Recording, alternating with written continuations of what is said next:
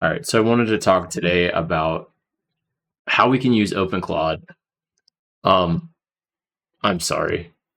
Damn, that's a brain confusion. Okay, we're trying to use Claude code, excuse me, to run what's called the loop command. Um, and so, you know, I'm kind of developing today in a pattern that I've seen in the Hermes system. I'm sure that it exists in OpenClaw as well. But it's this idea of a to-do file. And so we're building a prompt right here that says, can we please audit what components we have? And then I'd like us to evaluate what components we have and propose.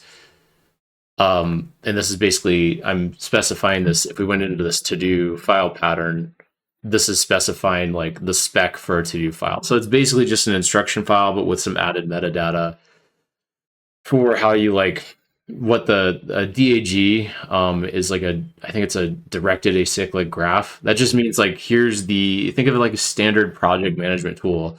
It's just like how tasks relate to one another. And so let's see if we find an example in this. Here, let's go look at an actual to-do that resulted. Let's see. Here, so let's go into. So actually use this to like look and gain inspiration from some Tailwind work. Let's go to the designer and then let's go to, it's in this one. And so let's see, let's go look at this particular to-do. So this is looking at a particular Tailwind UI. And then here's the DAG. So here's where it sort of says, task 1 is enhance existing alert component. Task 2 is write examples and tests, which is fantastic. And it says, more importantly, it says what it depends on. So that's where the directed acyclic graph comes from. Is that just means that it's showing the order of dependencies. So very standard stuff that you would see inside of a project management tool. So now what we're going to do. So I have this other library that I've built, which runs a Vue.js test runner. And now what we're going to do is basically iterate over every single component that is in my system.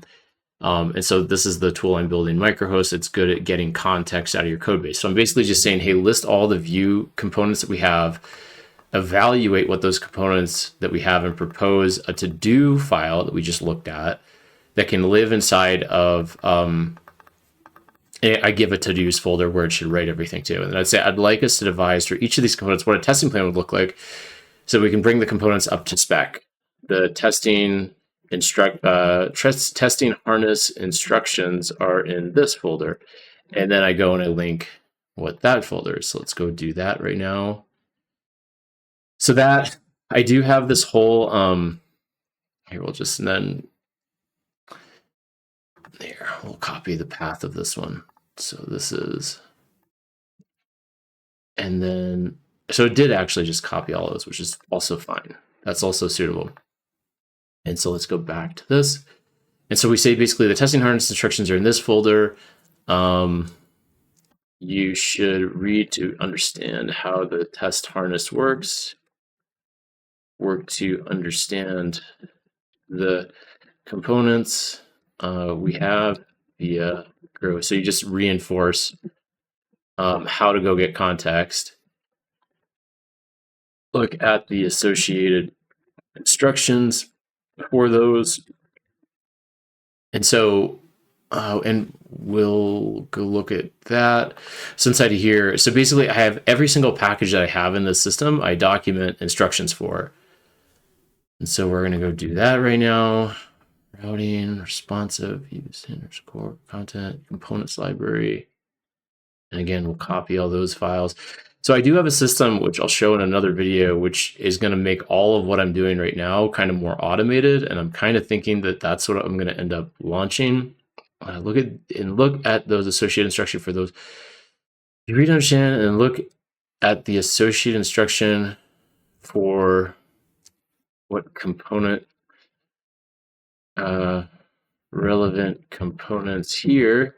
So we're basically just saying here's all the links for instructions that we do have for existing components. And then you are supposed to build to-do files for how to author a test. So include a plan that tries to cover.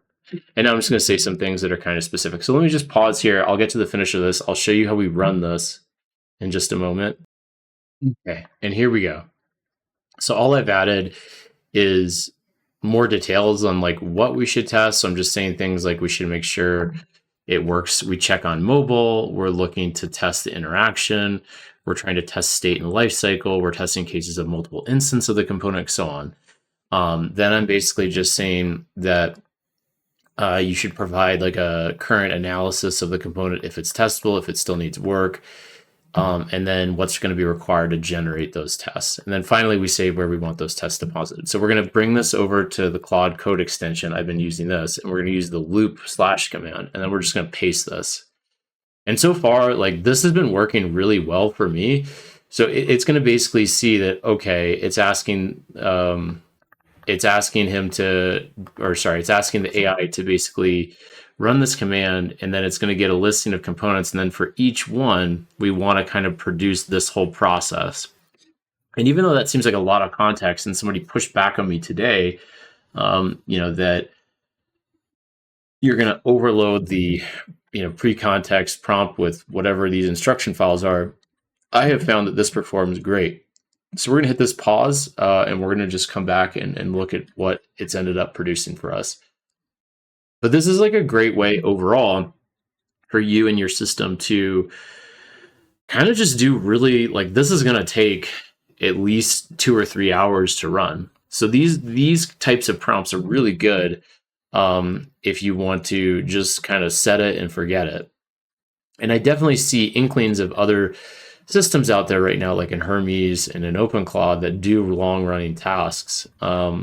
But I think this is just a way that's accessible in Claude code that allows you to do that. Somebody else told me that when it comes to, so if we go to like, I guess, I ideally want to go to, he basically said to me, it's like, oh, you can already do that inside of Copilot. So let's go look at those settings while this is running. So let's go, I guess it's here, Copilot.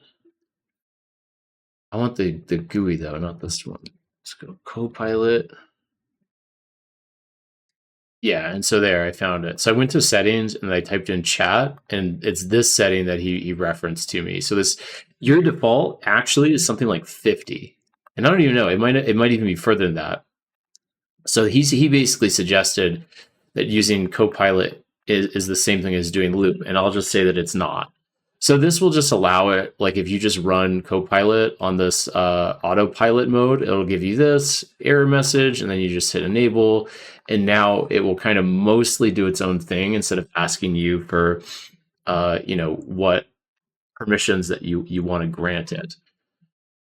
But going back to the settings there, it's worthwhile to basically periodically go and check what all of these settings are, because they do update, and there often are hidden things in here for power users, such as this one I just discovered, which basically allows you to set your max thinking token, for Anthropic models. Not that like I'm suggesting people continue to use this in Copilot, but it's just more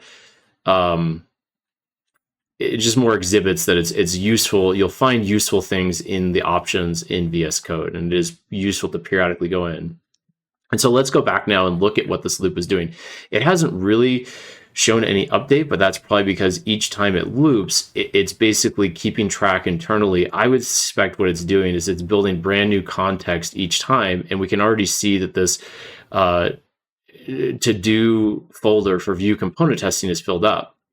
And we can see on the screen we've pulled up, and this is an example test file of this is how we do routing in this system. And so basically, like we can see, that it's produced something that's kind of hit the format that we'd want for like a to-do file. And so basically all we do is once we're satisfied with this finished running, we would attach this operating manual for how the system could basically run a to-do file, and then we'd just send everything in this folder. So all of these files, and it's going to keep obviously going for another few hours.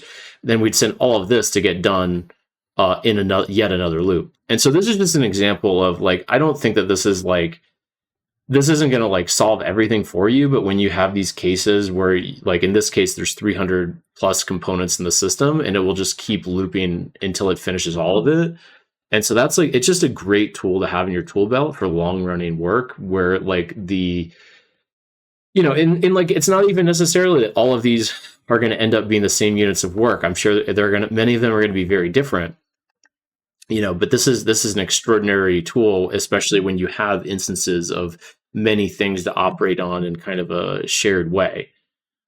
So yeah, I just wanted to go over that tip and trick today. And of course, there's obviously others out there that I'll keep trying to cover and post on this channel.